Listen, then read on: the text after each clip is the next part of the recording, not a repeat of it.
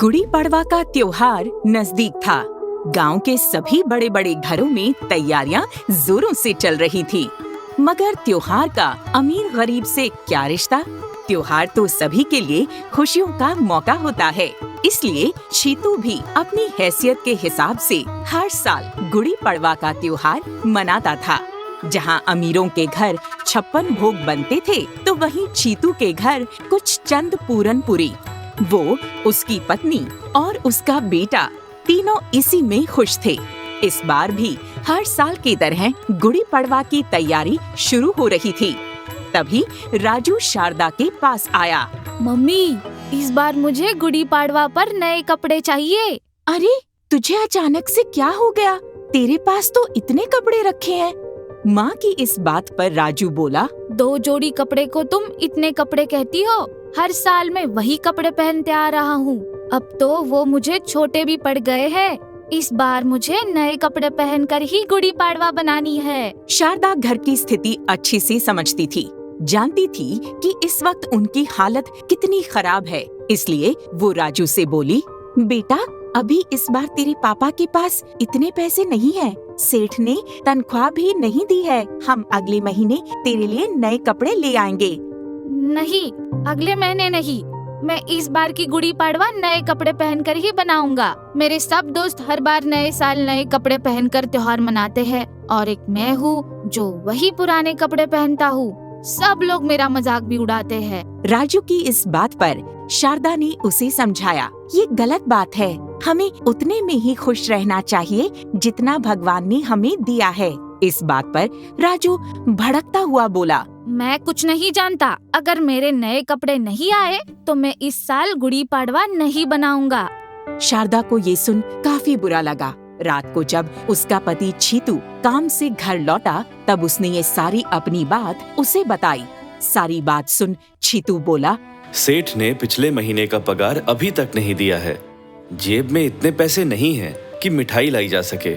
ऐसे में नए कपड़े कहाँ से आएंगे? मैंने भी राजू को बहुत समझाया, पर वो मानने को तैयार ही नहीं है। जिद पर अड़ा है। चीतू ने राजू को बुलाया और उसे अपनी हालत बताने की कोशिश की, मगर राजू ने चीतू से कहा, मैं हर साल यही बहाना सुनता हूँ। दूसरे बच्चों के पापा तो उनके लिए न जाने क्या क्या करते हैं। आप अपने बेटे को एक ड्रेस नहीं दिला सकते? कैसे पापा है आप? राजू ऐसे बात करते हैं अपने पापा से? अगर कल शाम तक मुझे ड्रेस नहीं मिली तो मैं पूजा में नहीं आऊँगा। इतना कहकर राजू चला गया। चीतू को राजू की बात का काफी बुरा लगा। अगले दिन जब वो अपने सेठ के पास काम करने गया, तब अपने सेठ से बोला, सेठ जी, महीना खत्म होने को 15 दिन हो गए हैं, पर अभी तक आपने तनख्वाह नहीं दी। चीतू की बात पर उसका लालची सेठ बोला, अरे हाँ, तो भागा थोड़ी जा रहा हूँ, यही हूँ, दे दूंगा। सेठ जी, ये तो मुझे भी पता है कि आप नहीं भागे जा रहे, पर अब घर चलाने में बहुत दिक्कत आ रही है। ऐसे में कैसे चलेगा? देख भाई, धंधे में तो ऐसा ही चलता है। अगर ज्यादा समस्या हो तो किसी और सेठ के पास नौकरी करने चले जाओ। मेरे यहाँ हो तो थोड़ा बहुत तो कष्ट सहना पड़ेगा। ऐसी बात नहीं है सेठ जी, आज गुड़ी पड़वा का त्योहार है। अगर कुछ पैसे मिल जाते तो। अरे, त्योहार के दिन भी अगर मैं दूसरों को पैसे दे दूंगा तो अपने घर पर त्योहार कैसे मनाऊंगा? चलो अब जाओ, कल परसों आकर अपना पैसा ले लेना। ये सुन चीतू उदास हो गया। उसे काफी बुरा लगा। सारा काम निपटाकर वो शाम को गुड़ी पड़वा के लिए घर जाने लगा। रास्ते भर उसे यही चिंता सताती रही कि वो घर जाकर अपने बेटे राजू से क्या कहेगा। सेठ ने तो पैसे नहीं दिए, अब राजू से क्या कहूँगा? वह मुझे एक निकम्मा पिता समझेगा। चीतू परेशान था कि तभी उसे कुछ शोर सुनाई दिया। वो उस ओर गया तो पता चला वहाँ एक प्रतियोगिता चल रही है। सुनो सुनो सुनो, पैसे कमाने का सुनहरा अवसर।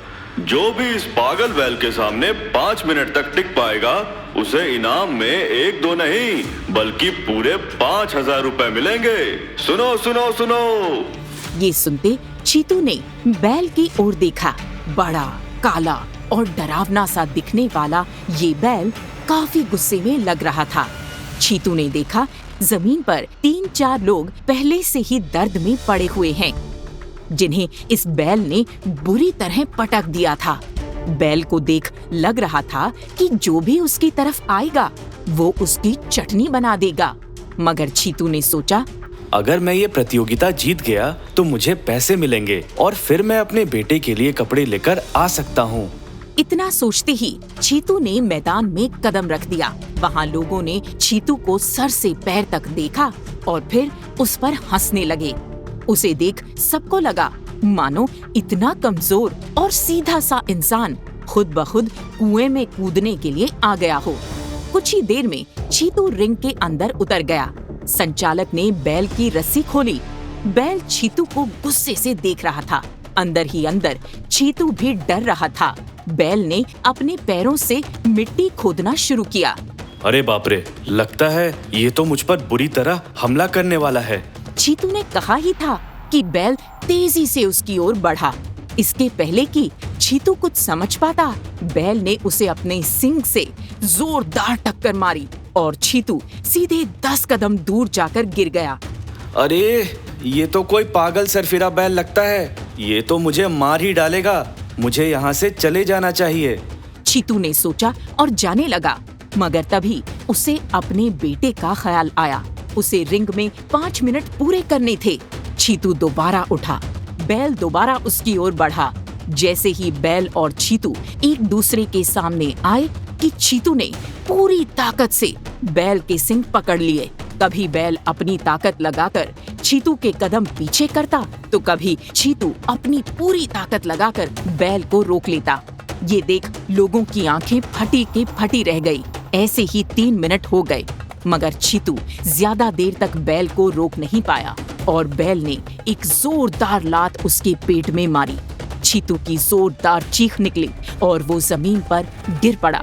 गिरने से उसकी कमर बुरी तरह टूट गई। भगवान, बस कुछ ही देर बची है, मेरी रक्षा करना। वहीं दूसरी ओर चीतू के घर पर गुड़ी पड़वा की पूजा की सारी तैयारियां हो चुकी थीं। जल्दी से तैयार हो जा बेटा, पूजा का समय निकला जा रहा है। मैंने एक बार कहा ना, मैं पूजा में नहीं आ रहा। और अगर नए कपड़े हों तो वो भी पहन के नहीं आएगा? अचानक से आवाज आई। शारदा और राजू ने देखा कि चीतू उनके सामने खड़ा है। उसके हाथ में कुछ बैग थे। अरे ये सब आप क्या ले आए? शारदा ने जब बैग खोले तो पता चला कि उसमें शारदा और राजू के लिए नए कपड़े थे और साथ ही काफी सारी मिठाइयाँ भी। ये देख राजू खुशी से उछल पड़ा। पापा, आप मेरे लिए नए कपड़े लाए हैं? मुझे तो यकीन ही नहीं हो रहा है। क्या इस बार मैं नए कपड़े पहनूंगा? ये मेरा बेटा कुछ चाहे और उसे मैं पूरा न करूं, ये कैसे हो सकता है? असल में चीतू अपनी जान पर खेलकर 5 मिनट तक रिंग में टिक गया था और इसी वजह से इनाम में उसे 5000 रुपए मिले थे। उसी से घर में ये कपड़े और मिठाइयाँ आई थीं। अब शारदा की नजर चीतू के कपड़ों पर गई। अरे आपके कपड़े इतने गंदे कैसे हो गए और ये निशान, हाथों पर ये चोट कैसे लग गई? अरे अरे कुछ नहीं, बस वो तो आते वक्त थोड़ा गिर गया था। चीतू ने बहाना बनाते हुए कहा। अच्छा ये सब छोड़ो और जाकर पूजा की तैयारी करो, मैं हाथ मुंह धोकर आता हूँ। शारदा ने देखा कि चीतू लंगड़ाते हुए चल रहा है। ऐसा लग रहा था कि उसे बुरी तरह शरीर में चोट लगी है। कुछ ही देर में राजू नए कपड़े पहनकर तैयार हो गया। पूरे घर में सजावट हो चुकी थी। राजू की खुशी 7वें आसमान पर थी। वो लोग पूजा करने ही वाले थे कि तभी वहाँ पर उनका पड़ोसी बलवान आया। क्या बात है बलवान भाई, आपका अचानक कैसे आना हुआ? अरे अभी अभी चीतू के हिम्मत के किस्से सुनकर आ रहा हूँ, तो सोचा क्यों ना चीतू को बधाई दे दूं। किसकी बधाई? ये क्या बोल रहे हैं आप? चीतू समझ गया कि बलवान किसकी बात कर रहा है। उसने बात बदलते हुए कहा। अरे अरे कुछ नहीं, ये तो बस यूं ही।